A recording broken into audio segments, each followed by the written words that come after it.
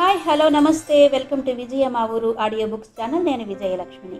Friends, నవల స్రవంతిలో విజేత శ్రీమతి యద్దనపూడి సులోచన రాణి గారి నవల ఆడియోగా వినిపిస్తున్నాను కదా. మరి ఈరోజు విజేత నవల ఆడియో 9వ భాగం వినిపించబోతున్నాను. మరి ఆలస్యం చేయకుండా కథలోకి వెళ్ళిపోదాం పదండి. చాలాసేపు అయిన తర్వాత సంధ్య వంట ఇంటి వైపు వచ్చింది. ఆయా సంధ్య రాకని గుర్తించని దానిలా అటు ఇటు తిరుగుతూ పనులు చక్కబెట్టుకుంటోంది. ఊపిరి సలపనట్టు చేస్తున్న ఆ వాలకం చూస్తుంటే అది కావాలని పెట్టుకున్న పని అని సంధ్య గ్రహించింది. 10 నిమిషాలు గడిచాయి. చివరకు తానే పిలిచింది. ఆయా. కడిగిన బియ్యం తీసుకెళ్లి మరుగుతున్న నీటిలో వేస్తున్న ఆయా పలకలేదు. కనీసం వెనక్కు తిరిగి చూడనైనా లేదు. ఆయా.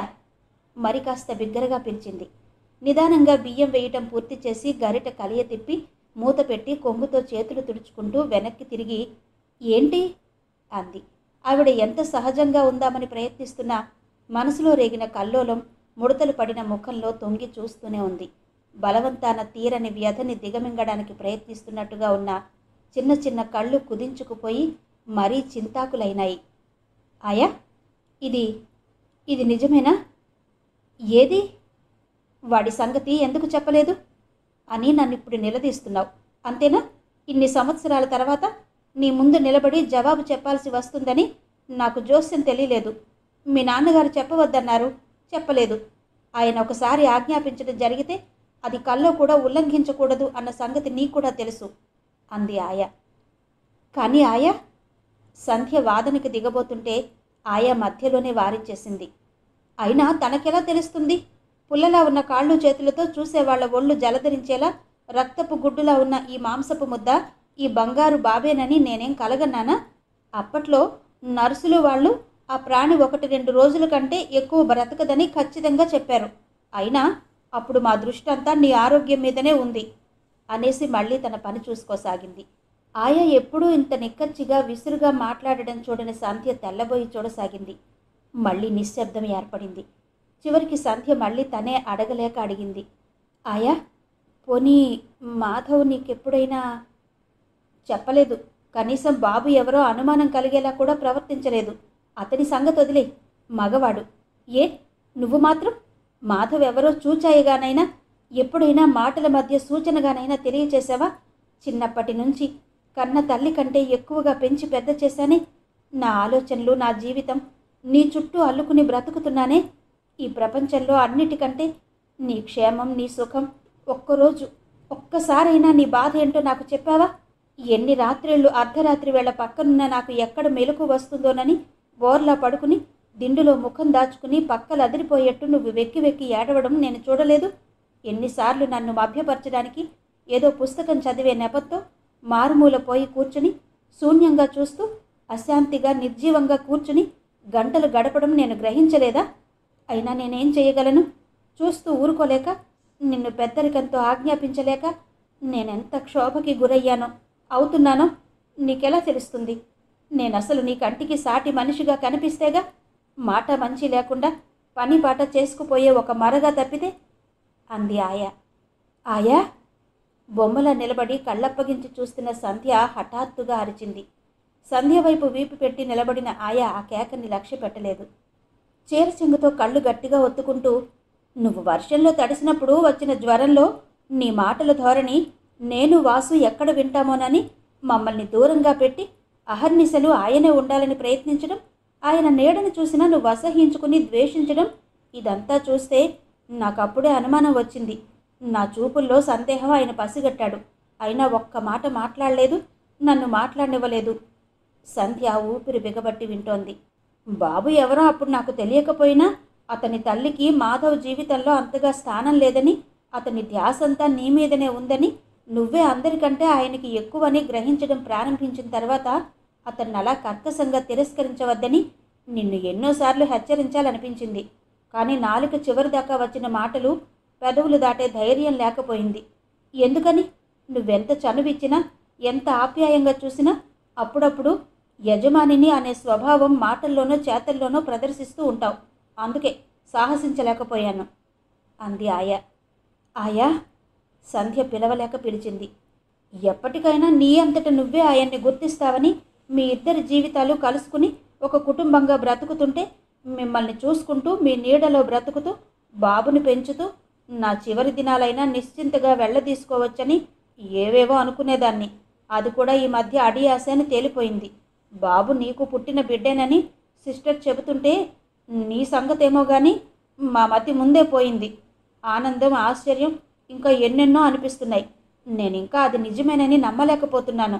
అప్పుడే ఆ శిశువు ఏమైందో తెలుసుకోవాలని నాకు ఆరాటంగానే ఉంది. మీ దాదాని హాస్పిటల్కి వెళ్ళి కనుక్కురమ్మని కోరుతూనే ఉన్నా. కానీ వ్యవధానం ఏది? అప్పుడే ఆ కాల్పులు, ఆ దాడులు. మండుతున్న పొయ్యి మీద దృష్టిని నిలిపి నిలబడిన ఆయా కంఠం అప్పటికే బాగా తగ్గి గాద్గదికమై మాటలు పెగల్లేదు. చటుక్కున వెనక్కు తిరిగి సంధ్య వైపు చూస్తూ 2 చేతులు జోడించి ఏడుస్తూ, సంధ్య, నీకు పుణ్యం ఉంటుంది. నీ కాళ్ళు పట్టుకుంటాను. అవన్నీ మళ్ళీ నాకు గుర్తు చేసి నన్ను చంపకు. నేను భరించలేను. నాకు శక్తి లేదు అంది ఆయ. సంధ్య నిద్రలో లేచి నడుస్తున్న దానిలా తడబడుతున్న అడుగులతో మెల్లగా ఆయా దగ్గరగా వచ్చింది. ఆయా జీర్ణించి ఉన్న చేతుల్ని 2 చేతులతో పట్టుకుంటూ, నన్ను క్షమించు అంది.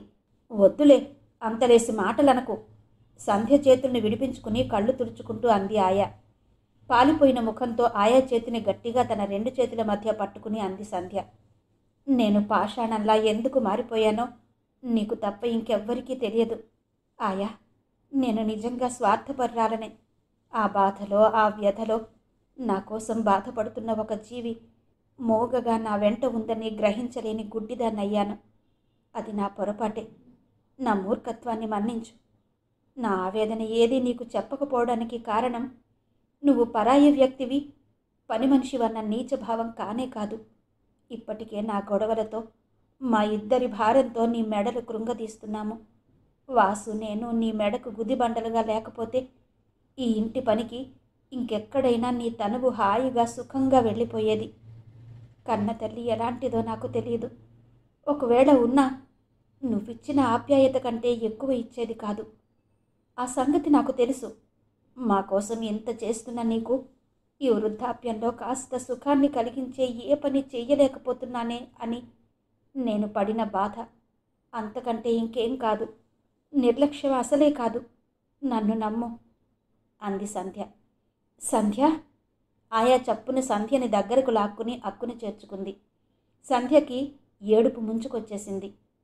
నువ్వు నన్ను తల్లిగా చూస్తున్నావు, నిజమే. కానీ కన్నబిడ్డగా నీ పట్ల నా కర్తవ్యం నేను నెరవేర్చుకుంటున్నానా? లేదు. అదే నా బాధ. నా ఈ ఆసక్తతకి, దురదృష్టానికి బాధపడని క్షణం కానీ, సిగ్గుపడని నిమిషం కానీ లేదు. అంతే తప్ప. అప్పటికే ఆయా సంధ్య తలని గుండెలకి నొక్కుకోవడం వల్ల సంధ్య పూర్తి చేయలేకపోయింది. సంధ్య, నా తల్లి, నేను పొరబడ్డాను. ఈ ముసలిదాని మాటలు పట్టించుకోకు. దీన్ని గురించి నువ్వు ఇంకేమీ మాట్లాడవద్దు. నువ్విది మనసులో ఉంచుకున్నావంటే నా మీద ఒట్టే. ఈ రోజుతో, ఈ క్షణంతో జరిగిందంతా మర్చిపోదాం. మర్చిపోతే తప్ప బ్రతకలేనంత భయంకరమైన బాధలకి గురయ్యాం. వాటి మూలంగానే ఎవరికి వాళ్లే ఒంటరి గోడలు చుట్టూ కట్టుకుని సమాధుల్లో శవాల్లా ఇన్నాళ్ళు గడిపాం. అవన్నీ ఈ రోజుతో సరి. లేకపోతే రేపటి రోజుని, రాబోయే భవిష్యత్తుని కూడా ఇలాగే శూన్యం చేసుకోగల ప్రమాదం ఉంది అంది ఆయా. అవును, అవును, నేను కూడా భరించలేను. వెక్కిళ్ల మధ్య అస్పష్టంగా అంది సంధ్య. మూసుకున్న కళ్ల ముందు ఆయా గుండెల మీదుగా ఎన్నెన్నో దృశ్యాలు గబగబా తిరుగుతున్నాయి. ఆ అర్ధరాత్రి నిశ్శబ్దం. ఉన్నట్టుండి కేకలు, పరుగులు, తలుపులు విరగదన్నిన చప్పుడు, ఇంట్లో తుపాకులు ధరించి సిపాయిల బూట్ల శబ్దం. తండ్రి లేచి తుపాకీ పుచ్చుకుని ఎదురు వెళ్ళడం. ఒక్కడుగు ముందుకు వెళ్లారా చస్తారు ఆయన ఉర్దూలో గర్జించడం.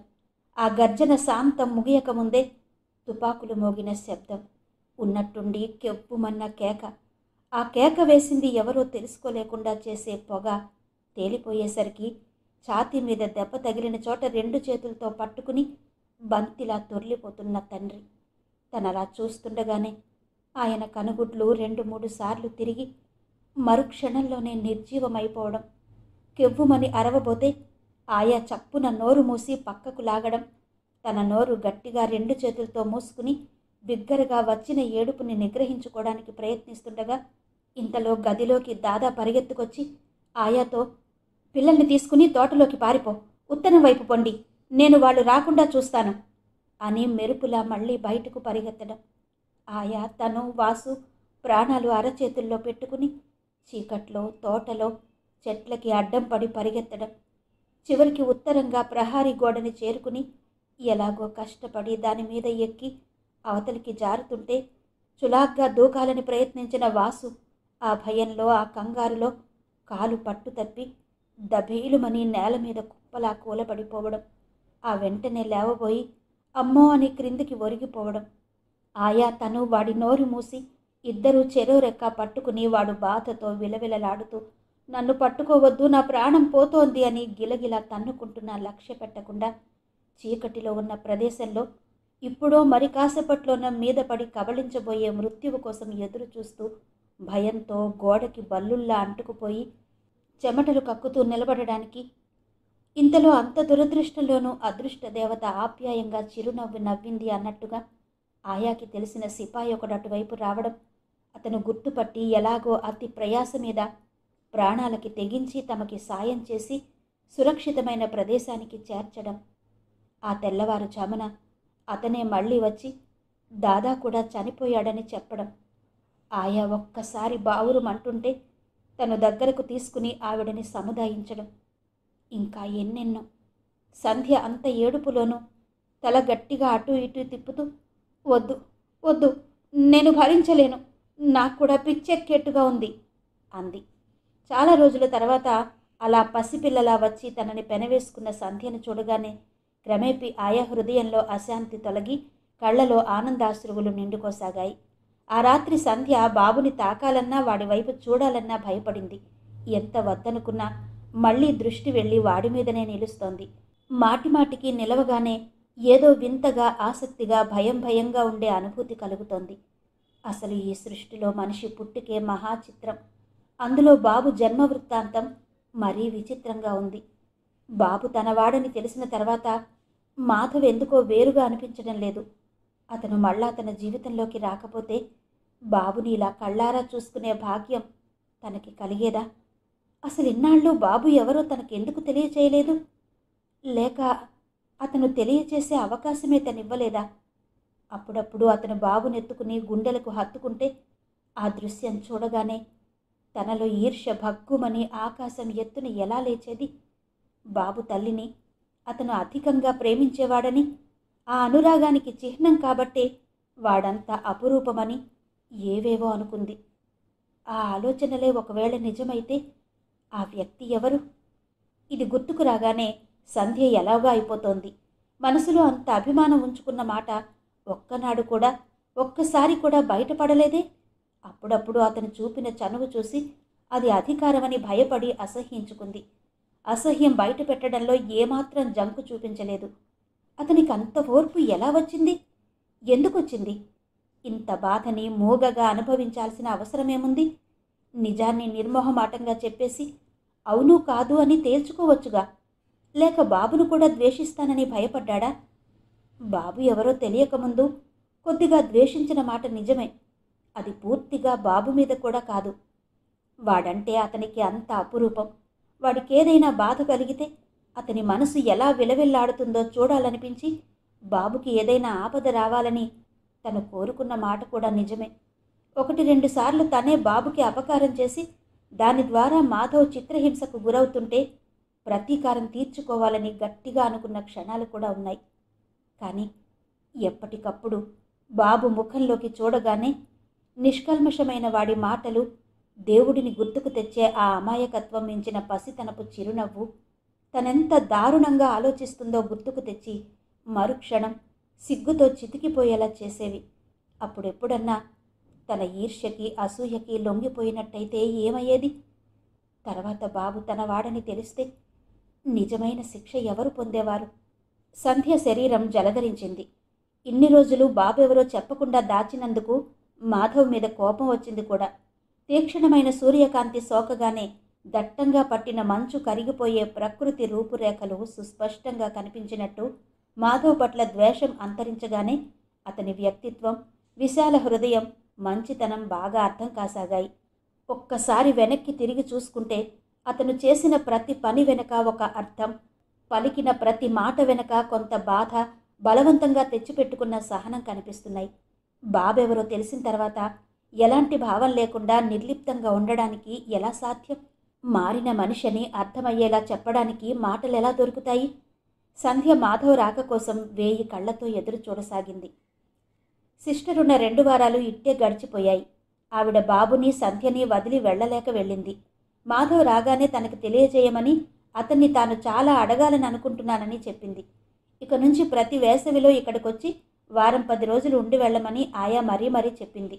మాధవ్, సంధ్య కలిసి ఆహ్వానిస్తే తప్పకుండా అలాగే వస్తానని చిరునవ్వుతో సంధ్య వైపు చూస్తూ జవాబు చెప్పిందావిడ.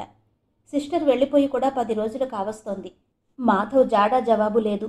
ఏదో వంక పెట్టి గోవిందుని కంపెనీకి పంపి అతను ఎక్కడున్నాడో, ఎప్పుడు వస్తాడో తెలుసుకోవాలని ఎంత ప్రయత్నించినా లాభం లేకపోయింది. అతను టూర్ మీద వెళ్ళాడని, ప్రస్తుతం ఫలానా చోటున ఉన్నాడని ఖచ్చితంగా చెప్పలేమని సమాధానం పంపారు వాళ్ళు. రోజులు గడిచిన కొద్దీ సంధ్యకెందుకో మనసులో అవ్యక్తమైన దిగులు లాంటిది మెదలసాగింది. ఎంత చిక్కబట్టుకుందామన్నా సాధ్యం కావడం లేదు. అడ్రస్ తెలిస్తే, నాన్న ఇంటికి రా బాబు అనో, లేక మీకోసం ఎదురు చూస్తున్నాం సంధ్య బాబు అనో వైరిప్పించవచ్చు. కనీసం కుతూహలం పట్టలేకైనా రావచ్చు. సంధ్య ఆలోచనల్లో ఉండగానే అంతలో బయట కారు హారన్ వినిపించింది. సంధ్య ఉలిక్కిపడింది. కారు లోపలికొచ్చి ఆగిన శబ్దం కూడా వినిపించింది. గదిలో కూర్చుని ఆడుకుంటున్న బాబు నాన్నొచ్చాడు అంటూ బయటకు పరిగెత్తాడు. సంధ్య తను కూడా వెంటనే వెళ్ళడానికి లేచి మళ్ళీ అంతలోనే ఆగి కూర్చుని మామూలుగా కుట్టుకోవడానికి ప్రయత్నించసాగింది. కానీ కుదరడం లేదు. సూది వెళ్ళి వేలిలో దిగింది. వేళ్ల కొనలకి చిరు చెమటలు అలుముకున్నాయి. శరీరంలో రక్తమంతా ఒక్కసారిగా ముఖంలోకి పొంగినట్టుగా ఉంది. మరుక్షణంలో దగ్గరగా వినిపించబోయే సుపరిచితమైన స్వరం కోసం ఆదుర్దాగా ఎదురు చూస్తున్న సమయంలో ఆయా గుమ్మంలో నుంచి తొంగి చూస్తూ, నువ్విక్కడున్నావా? ఎవరో వచ్చారు, నువ్వు కావాలని అడుగుతున్నారు అంది. సంధ్య తలెత్తి చూసింది. చేతిలో షర్టు జారిపోయింది. నన్నా అంది ఆశ్చర్యంగా. అయితే వచ్చింది మాధవ్ కాదన్నమాట. కాదని ఆయా ముఖం చెబుతూనే ఉంది.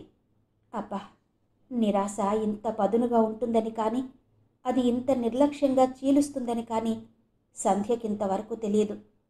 నిన్నే, ఈ ఇంట్లో సంధ్య అంటే ఎవరు అని అడుగుతున్నారు. ఆయన కంపెనీ నుంచి వచ్చాడట. సంధ్య గుండెల్లో పొంగుతున్న వేడి రక్తం క్రమేపీ చల్లబడిపోయింది. ఆయా చెప్పిందేంటో అర్థం కాని దానిలా లేచి హాల్లోకొచ్చింది.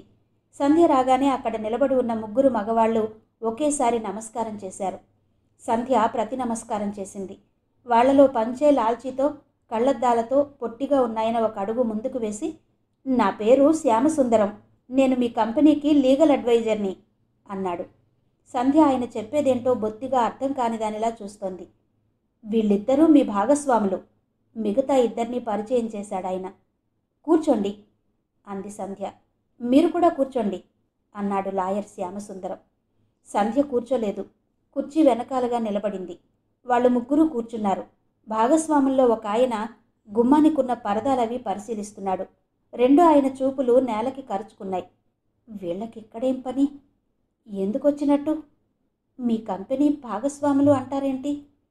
అప్పుడు అనేక ప్రశ్నలు సాగాయి. శ్యామసుందరం గారు కళ్ళజోడు తీసుకుని జేబురుమాలతో తుడుచుకుంటూ, మీకెలా చెప్పాలో తెలియటం లేదు అన్నాడు. ఏంటది అంది వెంటనే. సంధ్య అడిగిన తీరు చూడగానే 3 ముఖాముఖాలు చూసుకుని ఊరుకున్నారు. చెప్పండి అంది సంధ్య. వాళ్ల వాలకం చూస్తుంటే ఏదో చెప్పాలని వచ్చి చెప్పలేనట్టు అవస్థ పడుతున్నట్టుగా ఉంది. మీరీ మధ్య కలకత్తా దగ్గర రైలు ప్రమాదం గురించి పేపర్లో చదివారా? సంధ్య చదవలేదన్నట్టు గట్టిగా తలూపింది. అయినా దానికి వాళ్ల రాకకి ఏం సంబంధం? అర్థం కాని అనుమానంతో, భయంతో మనసులో 7 సముద్రాలు పొంగుతున్నాయి. అందులో కొద్దిమంది గాయపడ్డారు. వేరులా సన్నగా ఉన్నాయని అన్నాడు. చాలామంది చనిపోయారు. ఈ మధ్యకాలంలో ఎప్పుడూ అంత ప్రమాదం జరగలేదట. నేల మీద గుచ్చి చూస్తున్న ఆయన తలెత్తుతూ అన్నాడు. సంధ్య చేతులు ముందున్న కుర్చీని గట్టిగా పట్టుకున్నాయి. మాధవ్ అదే ట్రైన్లో ఉన్నారు. ఇదిగో చూడండి, అదే ట్రైన్కి వస్తున్నట్టు స్టేషన్కి కారు పంపమని ఇచ్చిన టెలిగ్రామ్. శ్యామసుందరం జేబులో నుంచి టెలిగ్రామ్ తీసి ఇచ్చాడు. ఎంతమంది చేతుల మీద పడ్డాయో, నలిగి చిరగడానికి సిద్ధంగా ఉందది. వణుకుతున్న చేతులతో అందుకుని చూసింది సంధ్య. అక్షరాలు సరిగ్గా నిలవడం లేదు. చెవుల్లో సముద్రపు హోరు వినిపిస్తోంది. అది అంతకంతా ఎక్కువై దగ్గరగా వస్తున్నట్టు అనిపించసాగింది. అక్కడికి మేం వెంటనే వెళ్ళి కలకత్తాలో వారున్న హోటల్లో ఎంక్వైరీ చేశాం. ఆ హోటల్ ట్యాక్సీ అతనే స్వయంగా స్టేషన్ దగ్గర దించి వచ్చానని చెప్పాడు. అంటే? పెదాలు తడారిపోతుండగా అడిగింది సంధ్య. యాక్సిడెంట్ అయిన వాళ్ళందరూ చేర్పించిన హాస్పిటల్ అంతా కూడా వెతికాం. చివరికి ముఖం చితికిపోయి 2 చేతులు విరిగిపోయిన ఒక శవం జేబులో ఇవి దొరికాయి. మరో జేబులో నుంచి పర్సు కలిసి ఉన్న చిన్న డైరీ, తాళం చెవులు తీసి మధ్యనున్న టేబుల్ మీద పెడుతూ అన్నాడు ఒక అతను. ఏంటండి మీరనేది? అంతవరకు లోపలి గుమ్మంలో నిలబడి ఇదంతా వింటున్న ఆయా ఆదుర్దాగా యువతలకు వస్తూ అంది. మేం కూడా నమ్మలేకపోయాం, కానీ ఇవి చూసిన తర్వాత. శ్యామసుందరం గుటక మింగి ఊరుకున్నాడు. ఆయా ఏడుస్తూ సంధ్య అంటూ దగ్గరగా వెళ్ళబోయింది. అప్పటికే తడుముకుంటున్న దానిలా గోడ పట్టుకుని లోపల గుమ్మం వైపు నడుస్తోంది సంధ్య. మీరు ధైర్యం తెచ్చుకోవాలి, వెనక నుంచి శ్యామసుందరం అంటున్నాడు. ఎంతో ప్రయత్నం మీద గుమ్మం దాటగలిగిన సంధ్య ఆ పైన శక్తి లేనట్టు అక్కడే కుప్పలా కూలిపోయింది. ఎంత దురదృష్టం! అన్ని రోజులు అనుక్షణం కళ్ళ ముందు తిరిగిన మనిషిని కళ్ళెత్తైనా చూడలేదు. అతను లేడని తెలిసిన తర్వాత మనసంతా అతని రూపమే నిండిపోయింది. శరీరంలో అణువణువు అతనే కావాలంటోంది. జీవితంలో అడుగడుక్కి దుర్విధి ఎందుకిలా వంచిస్తోంది? ఏం పాపం చేసింది తను? కాస్త జీవన జ్యోతిని వెలిగించుకోవాలని ఆశించడం ఆలస్యం. జంఝామారుతంలాంటి అవాంతరం ఏదో ఒకటి విసురుగా వచ్చి దాన్ని ఆర్పేస్తుంది. మళ్ళీ ముందంతా చీకటి. ఎప్పటికప్పుడే వయస్సుకు మించిన వైరాగ్యం. ఈసారి తగిలిన ఈ దెబ్బ నుంచి కోలుకుంటాననే ఆశ ఏమాత్రం లేదు. ధైర్యం, సహనం పూర్తిగా సడలిపోయాయి. భూతాన్ని చూసిన చిన్నపిల్లల జీవితం అంటే బెదురు పుడుతోంది. ఎంత అభాగ్యురాలు కాకపోతే పూర్తిగా అతన్ని పోగొట్టుకునే ముందు అతన్ని గుర్తించడం జరుగుతుంది. శేష జీవితం అంతా అతన్ని గురించిన జ్ఞాపకాలతో వెర్రిదానిలా బ్రతకమనే భగవంతుడిలా శిక్షించేది. సంధ్య కూర్చున్నా నిలబడినా ఇంట్లో ఏ మూల తిరిగినా అతని రూపమే కనిపిస్తోంది. అతని మాటలే వినిపిస్తున్నాయి. ఆఖరి రోజు అతని ప్రవర్తన, బాబుని అప్పగిస్తున్నాననడం, బలవంతాన తీసుకొచ్చి తన గదిలో అతనే స్వయంగా పడుకోబెట్టడం, అదే పదే పదే కళ్ల ముందు కనిపిస్తోంది. అన్నిటికంటే విచిత్రం, మాధవ్ తన మరణం ముందే తెలుసన్నట్టు విల్లు వ్రాసి పెట్టాడు. అందులో అతని ఆస్తికంతా వారసుడైన బాబుకి సంధ్యని గార్డియన్గా నియమించాడు. వాసు చదువు నిమిత్తం కొంత వేరుగా కేటాయించాడు.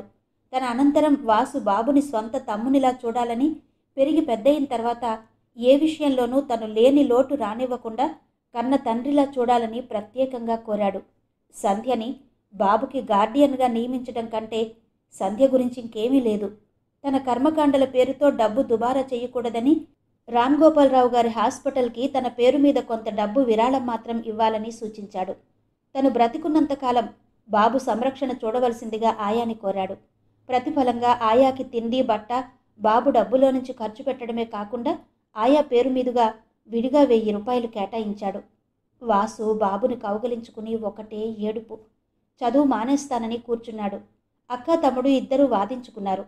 చివరికి విసిగిపోయిన సంధ్య, బాబుకేం పర్వాలేదు, నేను లేనా, ఆయా లేదా అంది కోపంగా. వాసు మండిపడ్డాడు.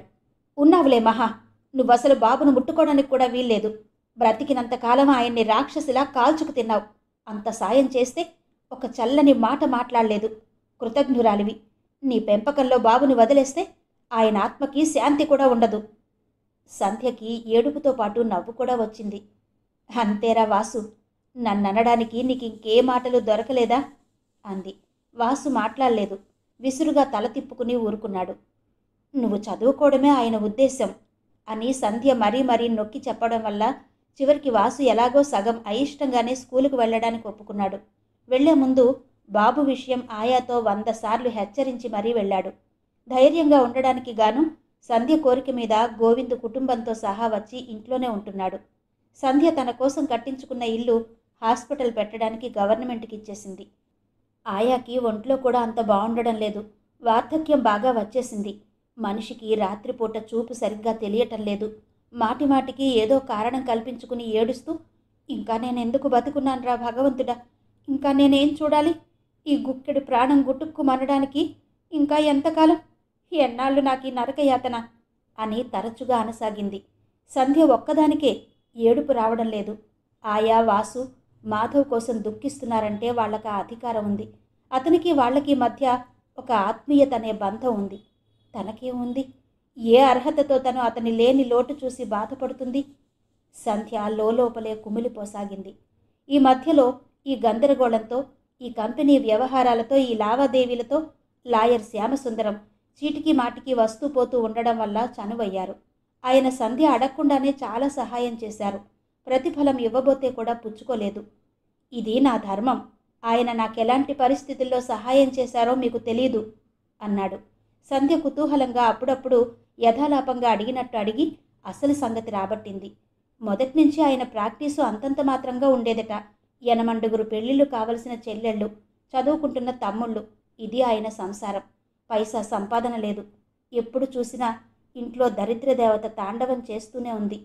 తమ్ముళ్ళు చెల్లెళ్ళు సూటిపోటి మాటలు విసురుతుంటే, కన్నపిల్లలు అర్ధాకలితో పస్తులు పడుకుంటుంటే, కట్టుకున్న ఇల్లాలు కంటతడి ఎప్పుడూ తుడిచెయ్యలేనేమో అనే భయంతో అందరి చేత అసమర్థుడిని అని అనిపించుకోలేక కృంగిపోతూ చివరికొక రోజు తెగించి విరక్తితో చనిపోవడానికి పాలుపడ్డాను.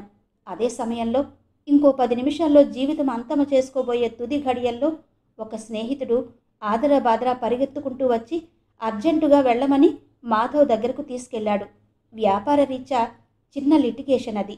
మాధవ్ కంపెనీ లీగల్ అడ్వైజర్ విశ్రాంతి కోసం నంది హిల్స్ వెళ్ళి అక్కడున్నాడు. అర్జెంటుగా సెటిల్ కావాలి.